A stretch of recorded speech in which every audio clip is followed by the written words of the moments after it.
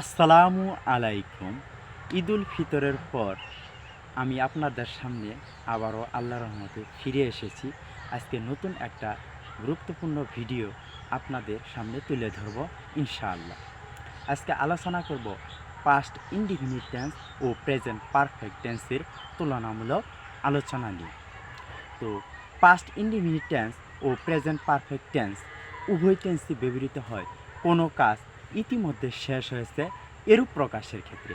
তবে এদের মধ্যে কিছু তফাৎ পরিলক্ষিত হয়। যেমন অতীতের কোনো কাজ যেখানে সময়ের উল্লেখ থাকে না এরূপ প্রকাশের ক্ষেত্রে প্রেজেন্ট পারফেক্ট টেন্স হয়। যেমন I have read the book, আমি বইটি পড়েছি। এখানে সময়ের উল্লেখ নেই, তাই প্রেজেন্ট পারফেক্ট টেন্স। অন্যদিকে অতীতের কোনো কাজ যেখানে সময়ের উল্লেখ থাকে এরূপ প্রকাশের ক্ষেত্রে পাস্ট ইনডিফিনিট টেন্স হয়। যেমন I read the book last night, আমি গতরাতে বইটি পড়েছিলাম। আই সো হিম ইয়েস্টারডে, আমি গতকাল তাকে দেখেছিলাম।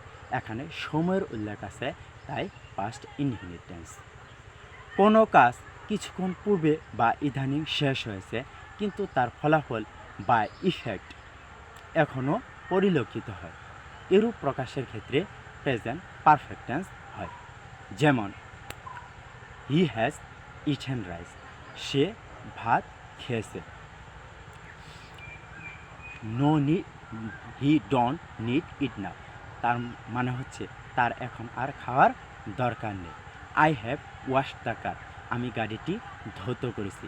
ইট লুকস নাইস, এটা দেখতে সুন্দর লাগছে। অন্যদিকে যদি এর ফলাফল বা ইফেক্ট বর্তমানে পরিলক্ষিত না হয় সেক্ষেত্রে পাস্ট ইনডিফিনিট টেন্স হয়। যেমন হি অ্যাট রাইস, সে ভাত খেয়েছিল। হি মে বি হাংরি এগেন, সে এখন হয়তো আবার ক্ষুধার্ত হতে পারে। হি মে ইট নাও, সে এখন হয়তো খেতেও পারে। He I wash the car, আমি গাড়িটি ধৌত করেছিলাম। ইট মে বি ডার্টি এগেন, এটা আবার হয়তো নোংরাও হতে পারে। এই কারণে এটি পাস্ট ইনডিফিনিট টেন্স। তারপর আসি হচ্ছে অতীতের কোনো ঘটনা বা তথ্য যা বর্তমানে আবার ঘটতে পারে বা ঘটার সম্ভাবনা আছে এরূপ প্রকাশের ক্ষেত্রেও প্রেজেন্ট পারফেক্ট টেন্স হয়।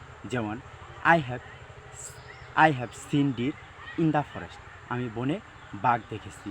ইট ইমপ্লিজ দ্যাট, এটা বোঝায় যে it is possible to see them again, অর্থাৎ এটাকে আবার দেখা সম্ভব।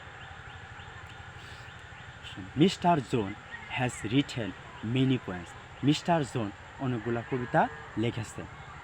ইট ইমপ্লিজ দ্যাট, এটা বোঝায় যে mister John is still alive and can write more, mister John এখনও বেঁচে আছে এখন এবং কি আরও লিখতে পারে।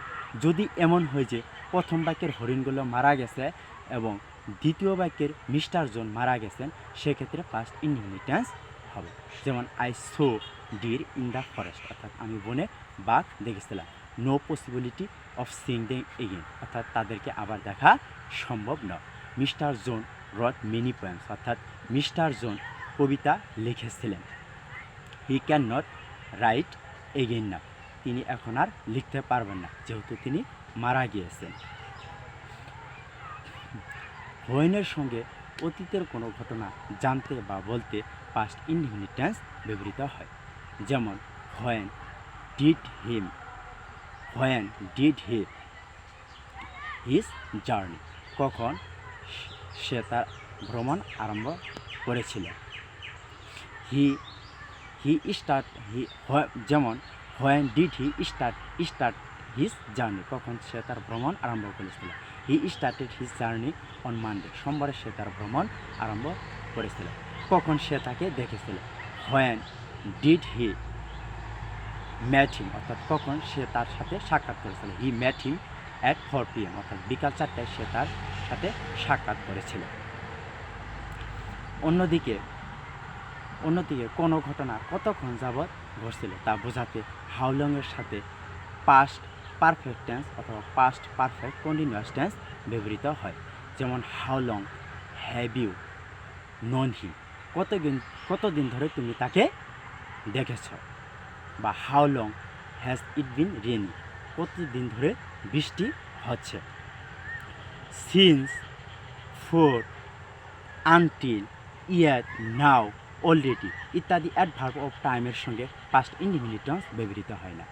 এক্ষেত্রে প্রেজেন্ট পারফেক্ট টেন্স ব্যবহৃত হয়। যেমন he has already finished his duty, সে ইতিমধ্যে তার কাজ শেষ করেছে।